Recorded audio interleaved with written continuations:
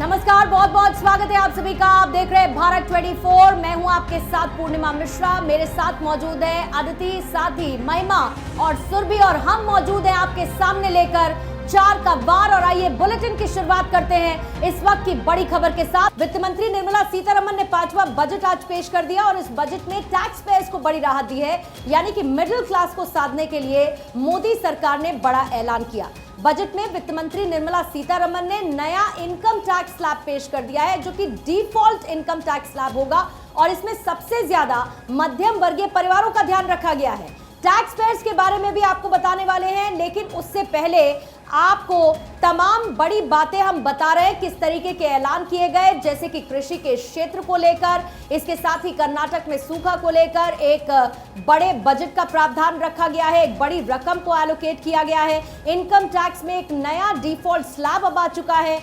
इसके साथ ही चाहे इंफ्रास्ट्रक्चर हो, मेडिकल हो, हेल्थ हो, या फिर ये कह लीजिए कि मैन्युफैक्चरिंग को बढ़ावा देना हो, तमाम उपायों के बारे में अदिति आज जो बड़े ऐलान किए गए, जाहिर बात है कि उम्मीदों का बड़ा पिटारा लोग लेकर बैठे थे, लेकिन पिटारे में से जाहिर है सबको ना खुश करने के साथ भी एक प्रोग्रेसिव बजट के तौर पर इसे देखा जा सकता है।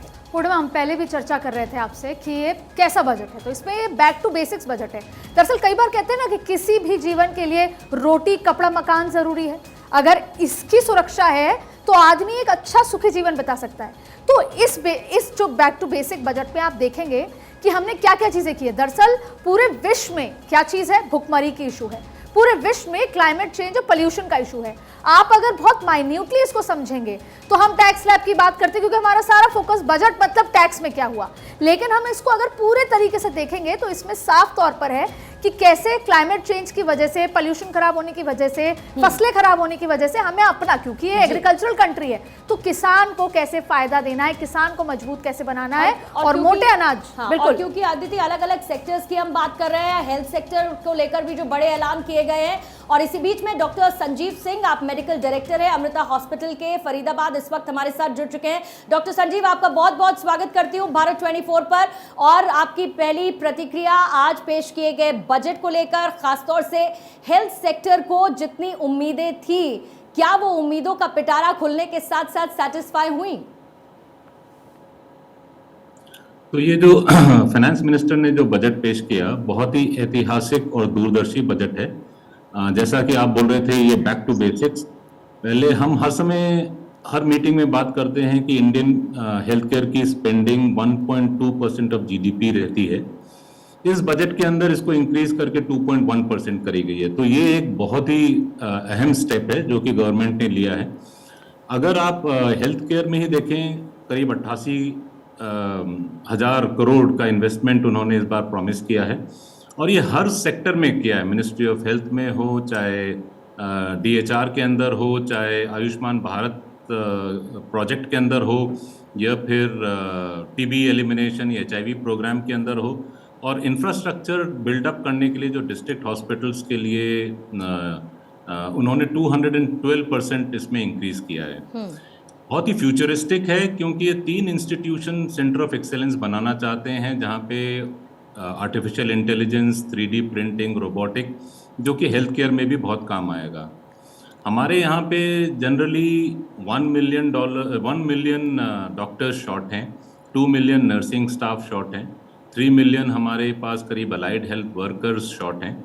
और जैसा 147 मेडिकल कॉलेजेस को जिस तरह से इन्होंने लिंक किया है नर्सिंग कॉलेजेस के अंदर, वो बहुत ही इंपॉर्टेंट स्टेप। बिल्कुल, और सिर्फ वही नहीं डॉक्टर संजीव, एक तो 157 नए नर्सिंग कॉलेजेस का जिक्र किया है, 2047 तक सिकल सेल एनीमिया को खत्म करने का जिक्र किया, और मेडिकल फील्ड में जिस निजी निवेश को बढ़ावा देने का जिक्र आज वित्त मंत्री की तरफ से किया गया है, क्योंकि अमृता हॉस्पिटल और उसकी ब्रांच नई है, ऐसे में डेफिनेटली मेडिकल फील्ड में और खासतौर से हॉस्पिटल को लेकर जो एक्सपेंशन प्लान है आपके, उसके बारे में जरूर जानना चाहूँगी।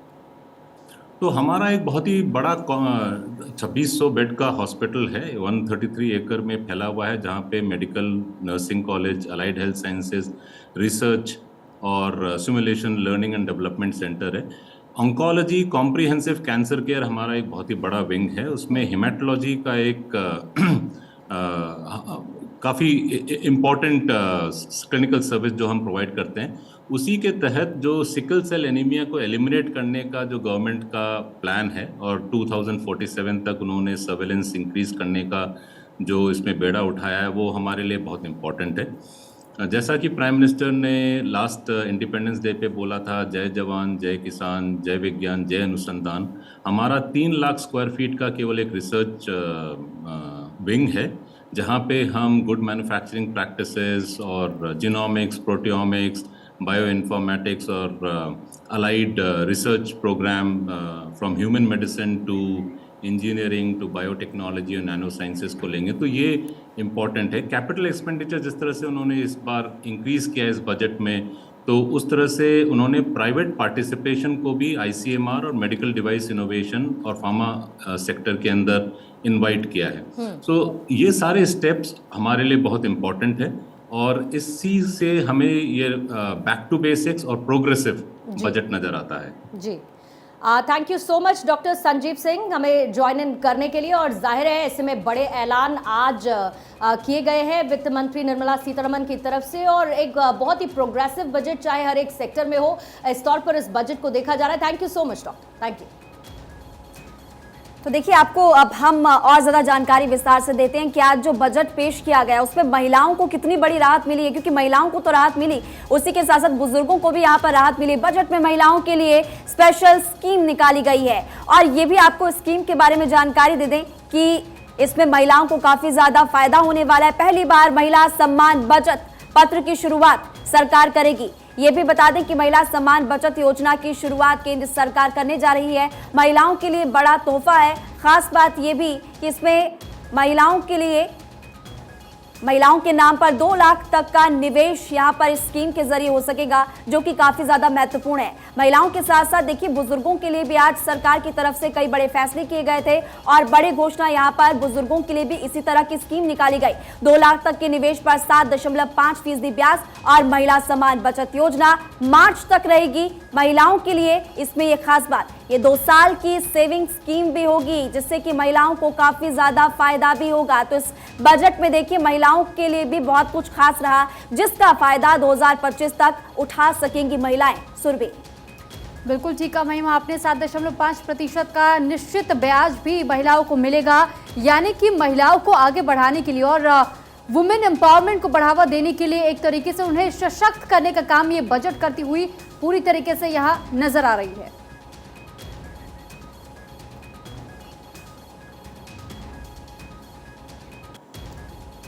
और आइए 4 कबार में हम आगे बढ़ेंगे, लेकिन उससे पहले आपको दिखा दें इस वक्त की सुर्खियां।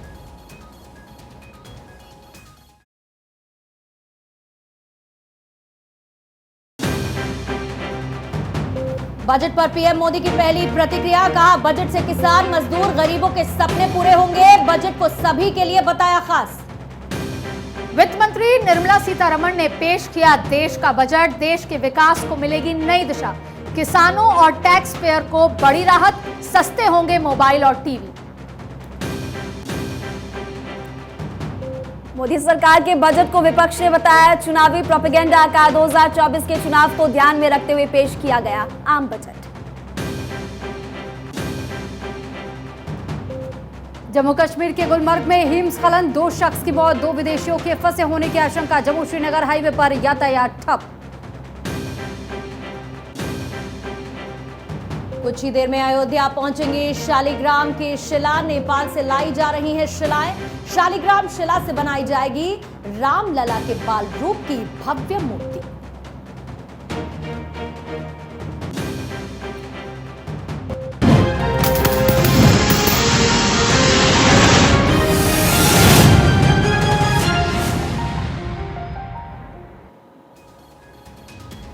तो आज बजट में कई बड़े ऐलान किए गए, जिसमें कृषि सेक्टर से जुड़े हुए भी अहम ऐलान किए गए हैं। आइए आपको इन ऐलानों के बारे में भी बता देते हैं, जिसमें सबसे पहले एग्रीकल्चर एक्सेलेरेटर फंड का गठन होगा। ये बड़ा फैसला, और एग्री स्टार्टअप को बढ़ावा दिया जाएगा। युवाओं को कृषि स्टार्टअप में प्राथमिकता मिलेगी। मत्स्य संपदा में 6000 करोड़ का निवेश, मछली पालन को भी मिलेगा बढ़ावा। अब देखिए बागवानी योजनाओं के लिए भी 2200 यानी कि 2200 करोड़ 1 करोड़ किसानों को नेचुरल फार्मिंग में मदद भी मिलेगी। उधर प्राकृतिक खेती के लिए 10,000 बायो इनपुट केंद्र भी बनेंगे। तो वहीं 20 लाख क्रेडिट कार्ड के जरिए लोन बांटने का लक्ष्य रखा गया है और साथ ही डिजिटल पब्लिक इंफ्रास्ट्रक्चर तैयार किया जाएगा, जबकि कृषि स्टार्टअप और मोटा अनाज को और ज्यादा इससे बढ़ावा मिलने की उम्मीद है। और जो मोटा अनाज है उसके लिए ग्लोबल हब भी बनाने की तैयारी है। कपास के प्रोडक्शन को बढ़ाने पर इस दौरान जोर रहने वाला है। हरित खेती, हरित ऊर्जा पर खास तौर पर जोर दिया जाएगा, जिसके लिए आज बजट में ऐलान करते हुए तमाम प्रावधान कृषि सेक्टर से भी जुड़े हुए किए गए।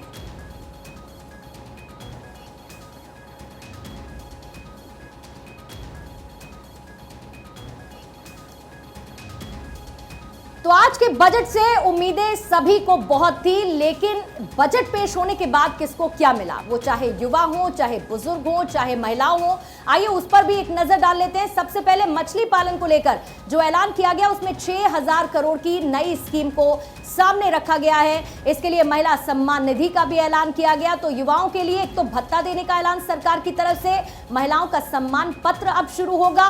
बुजुर्गों के लिए बचत योजना की लिमिट को बढ़ाया गया है और इसी तरीके से सीनियर सिटीजन्स को हेल्प करने की कोशिश की गई है। युवाओं को 47 लाख युवाओं को भत्ता मिलेगा। महिलाओं के लिए जो बचत स्कीम है उससे महिलाओं का सशक्तिकरण होगा और जिस लिमिट को बढ़ाने का हम जिक्र कर रहे हैं बुजुर्गों के लिए 15 से 30 लाख बचत की लिमिट अब उनके लिए रहने वाली है। तो देखिए बजट में किसे क्या मिला, लगातार आपको बता रहे हैं। युवा 3 लाख तक भत्ता सरकार युवाओं को देगी। जाहिर तौर पर युवाओं को इससे फायदा होगा। उधर महिलाओं की अगर बात की जाए तो 2 लाख तक की बचत पर 7.5% ब्याज भी मिलेगा और बुजुर्गों को 15 से 30 लाख बचत की लिमिट भी है। बुजुर्गों को भी यहां पर केंद्र सरकार की तरफ से आज बड़ा तोहफा दिया गया। न सिर्फ युवा, महिला, बुजुर्ग बल्कि कृषि के क्षेत्र में भी आज सरकार की तरफ से कई बड़े ऐलान किए गए।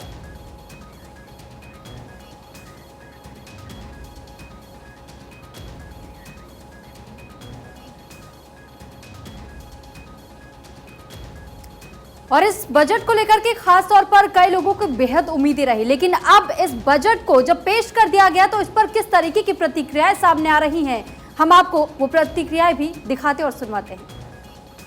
ऐसा बजट कभी कोई सोच नहीं सकता जहां पूरी दुनिया क्राइसिस में चल रही है, सबकी इकोनॉमी कमर टूट गई है, बड़े बड़े देशों की, वहां पे भारत रिडक्शन इन टैक्सेस किया है। और सबसे अच्छा हो गया कि ट्राइबल क्षेत्र से लेके अपर मिडिल क्लास से लेके rich middle class, poor middle class, गरीब गुरबा, किसान क्षेत्र, हर बिरादरी उसमें मत्स्य मतलब निषाद समाज के लिए भी, मछुआरा समाज से लेके हर समाज को छू के टच करते हुए सबका भला करते रिडक्शन जो गया 5 लाख टैक्स से 7 लाख रुपए कमाइए, 42% आप टैक्स दे रहे थे आप 39% दीजिए। ऐतिहासिक मतलब ये अमृत काल का सबसे शानदार बजट।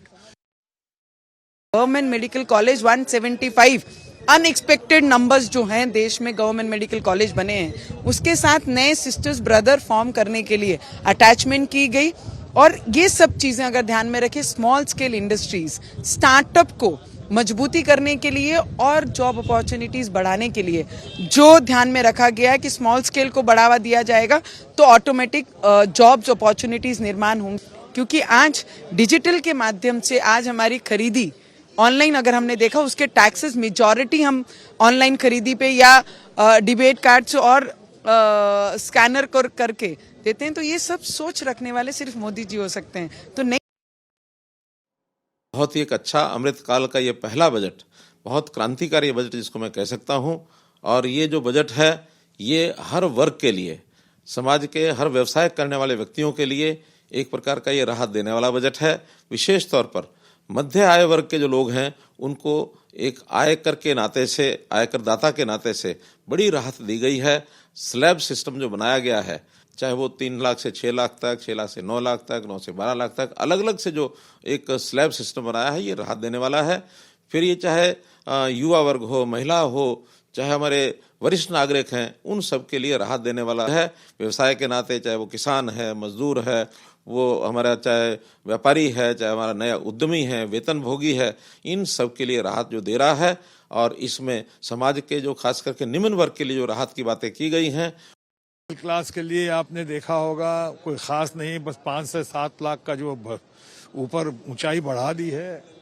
और ऊपर से अगर टैक्स देखें तो ऐसा लगता है जैसे हम दो हमारे दो भूतों की भाषा में जो लोग कहते हैं, हम दो हमारे दो के लिए खास ख्याल रखा गया है। ये चूंकि इलेक्शन है, 1 साल के अंदर में इलेक्शन है, 1 साल के आसपास है, उसका विशेष ख्याल रखते हुए किया गया है। लेकिन हाँ, कॉमन मैन के लिए, अनएम्प्लॉयड के लिए, डीजल पेट्रोल के लिए, महिलाओं के लिए, किसानों के लिए, क्योंकि थोड़ी बहुत पर चर्चा करके, टचिंग करके छोड़ दिया गया है। यानी मैं समझता हूँ बहुत बहुत बहुत कुछ होना बाकी है। मिडिल क्लास को भी मदद है, सबको हर तरफ से कोई ना कुछ दिया गया है। उम्मीद है कि इलेक्शन होंगे। मैं कहूँगा मुबारक हो इसको। 1.5 घंटा हमने अच्छी तरह से सुना और अब हम इस पे बात करेंगे जब मौका आएगा बोलने का। उस वक्त हमारी बात सुनेंगे आपके, हम बजट के बारे में क्या कह रहे हैं। विशेष रूप से आभार व्यक्त करती हूँ आदरणीय प्रधानमंत्री जी का। मैं बजट को सूक्ष्म दृष्टि से नहीं देखूंगी, मात्र आज की प्रोनाउंसमेंट से मेरा ये मानना है कि आज के इस बजट में महिला का सम्मान बढ़ा, महिला के अपने सामर्थ्य की वजह से राष्ट्र का सामर्थ्य कैसे बढ़ेगा वो सेल्फ हेल्प ग्रुप के अनाउंसमेंट में विशेष रूप से उल्लेखित था। मैं इस बात का भी अभिनंदन करती हूँ कि national digital library for children and adolescents, लेकिन मात्र डिजिटल इंफ्रास्ट्रक्चर नहीं, जिला स्तर पर भी हमारे बच्चे पढ़ें और बढ़ें कैसे, इसका विशेष प्रावधान आज के बजट में है। मैं विशेष अभिनंदन वित्त मंत्री जी का देती हूं कि महिला के सम्मान में उन्होंने सेविंग्स के एक नए प्रकल्प को आज राष्ट्र के सम्मुख उजागर किया। ये तो बहुत अच्छी बात है, मिडिल क्लास को खुश होना चाहिए। और नरेंद्र मोदी की सरकार सबके लिए चिंता करती है, सर्वव्यापी सर्वस्पर्शी, उसमें मिडिल क्लास भी है। तो आज उनकी ये मांग थी, वो हुआ है, बहुत अच्छी बात है, अभिनंदन। मिडिल क्लास को जिस तरीके से रियायत दी गई है, इतना समावेशी ये बजट है जो हाशिए पर खड़े लोगों को मद्देनजर रखते हुए बनाया गया है। और खास तौर पर जो मिडिल क्लास का जो एक बहुत बड़ा सेक्टर है, जो भारत की अर्थव्यवस्था में एक बहुत बड़ा अपना योगदान देता है, उनको जिस तरीके से रियायतें दी गई हैं, 5 से 7 लाख पर्सनल टैक्स पे जिस तरीके की रिबेट दी गई है, सोशल एक्सपेंडिचर को जिस तरीके से और बढ़ाया गया है, लगभग 10% से बढ़ाया गया, तो यकीनन उससे निवेश भी हमारे देश में और ज़्यादा बढ़ने के प्रावधान है। गरीबों के लिए प्रधानमंत्री आवास योजना के तहत जो 66% की वृद्धि की गई है, जो बेघर हैं उनको घर मुहैया कराने को लेकर, MSME सेक्टर को जिस तरीके से उनकी हैंड होल्डिंग की गई है, तो मुझे लगता है तमाम चीज़ों को अगर आप समावेश कर देखें तो ये एक भारत की अर्थव्यवस्था को और मजबूत करने वाले बजट्स में से एक है। आप लोग सब पूछते थे बजट से पहले कि आपकी क्या उम्मीद है। मैं यकीन से कहता हूं बीते 8 वर्षों में उम्मीद के नाम पर नाउम्मीदी हासिल हुई है। एक बजट अगर आपने सुना होगा तो आपने देखा होगा कि पिछले जो बजट है उन्हीं को लेकर आगे बढ़ने की कोशिश की जा गई है और इसके अंदर अगले 25 साल के लिए भारत कैसे आगे बढ़े उसकी नींव रखी गई। बजट में खास यही है, वो इलेक्शन के लिए इनकम टैक्स का रिलीफ मिला है, बाकी कुछ नहीं है। अभी चुनाव को सामने रखते हुए दूर है मिडिल क्लास इन सारे सरकार से, तो उसको थोड़ा प्रलोभन दिया है, तुम्हारा भाई इनकम टैक्स का स्लैब बढ़ा दिया है। तो बजट से जुड़ी हुई तमाम बड़ी खबरें हम आपको बताते रहेंगे, लेकिन फिलहाल खबरों में वक्त हो चला एक छोटे से ब्रेक का। ब्रेक के बाद एक बार फिर हाजिर होंगे कुछ और खबरें लेकर के। आप बने रहिए भारत 24 के साथ।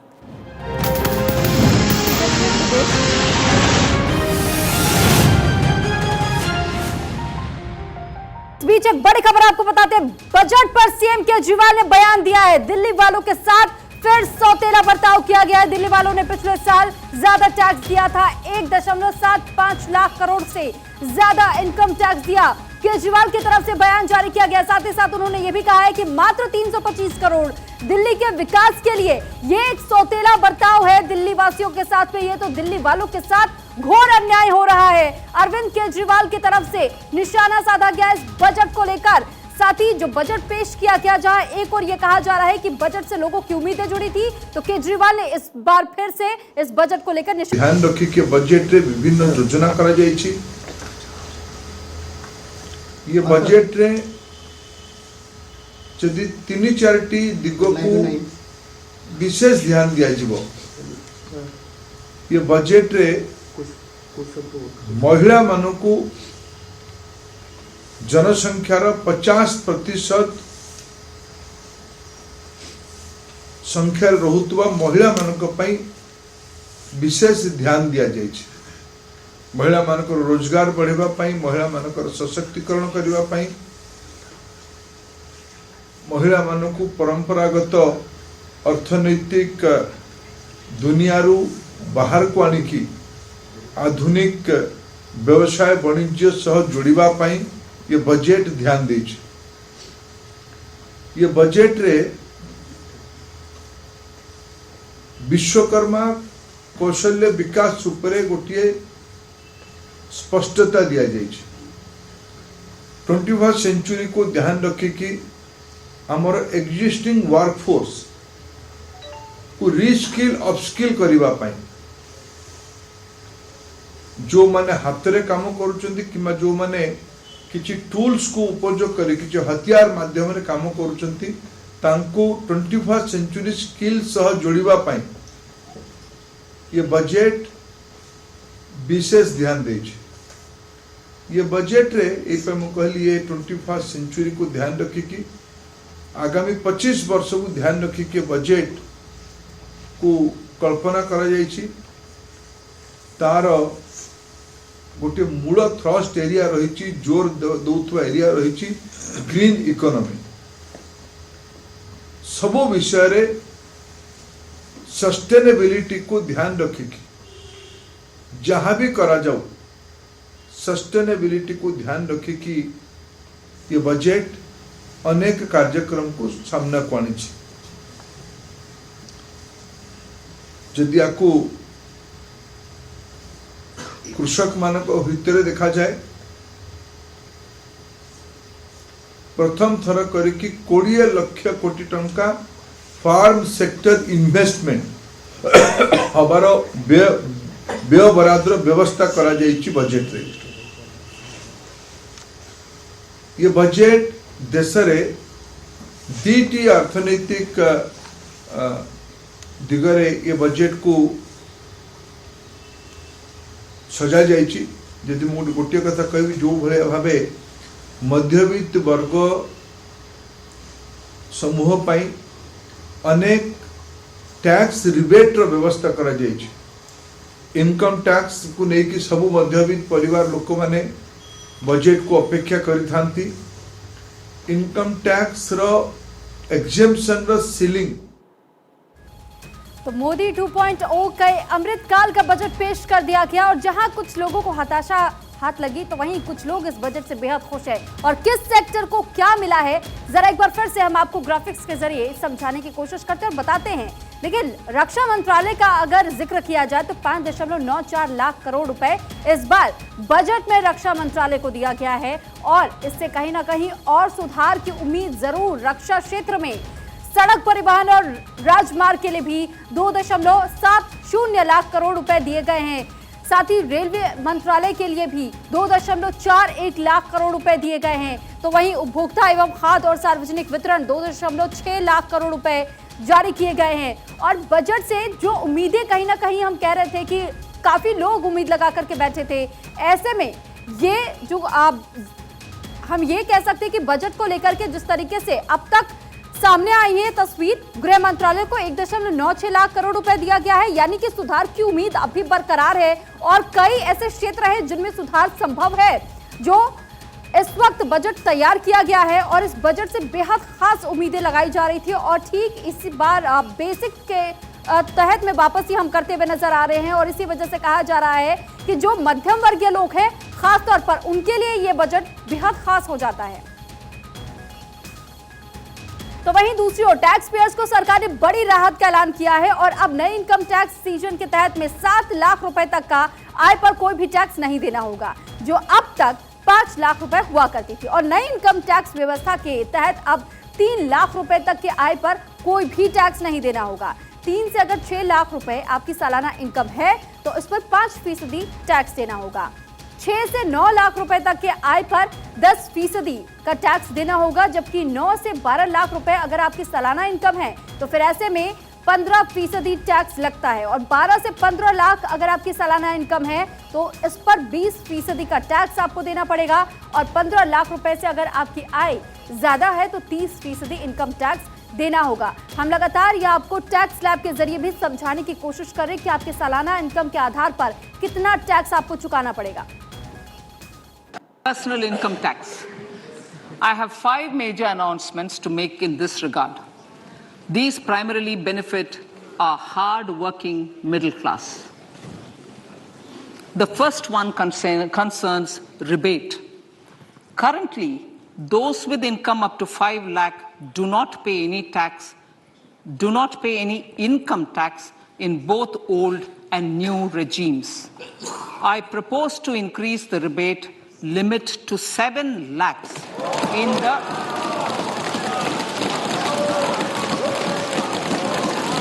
I propose to increase the rebate limit to 7 lakh in the new tax regime. Thus, persons in the new tax regime with income up to 7 lakhs will not have to pay any tax at all. I propose to change the tax structure in this regime by reducing the number of slabs to 5 and increasing the tax exemption limit to 3 lakhs. The new tax rates are 0 to 3 lakh, nil. 3 to 6 lakhs, 5%. 6 to 9 lakhs, 10%. 9 to 12 lakh, 15%. 12 to 15 lakhs, 20%. And above 15 lakhs, 30%. This will provide major relief to all taxpayers in the new regime. An individual with an annual income of 9 lakhs will be required to pay only 45,000 rupees. This is only 5% of his or her income. It is a reduction of 25% on what he or she is required to pay now. That is 60,000. So in the place of 60,000, it is now only 45,000. Similarly, an individual with an income of 15 lakh rupees would be required to pay only 1.5 lakh or 10% of his income or her income, a reduction of 20% from the existing liability of 1,87,500 rupees. तो जब परंपरा तोड़ सदन पहुंची थी निर्मला सीतारमण, अटैची की परंपरा तोड़ बही खाते से निर्मला सीतारमण ने पहली बार पेश किया था बजट, और 2019 में निर्मला सीतारमण ने अटैची से बजट पेश करने की परंपरा को तोड़ दिया था। आज भी चिर परिचित अंदाज में लाल बही खाते संग लोकसभा वित्त मंत्री निर्मला सीतारमण पहुंची, और वित्त मंत्री निर्मला सीतारमण ने संबलपुरी सिल्क की लाल साड़ी में प्रस्तुत किया आज का आम बजट। जानकारों की माने तो निर्मला सीतारमण ने जो साड़ी आज पहनी उसे कहा जाता टेम्पल साड़ी। जानकारों की अगर माने तो संबलपुरी सिल्क की साड़ी का रंग माना जाता जीत का सिंबल, और इसी जीत के सिंबल के साथ सीतारमण ने पेश किया देश का आम बजट।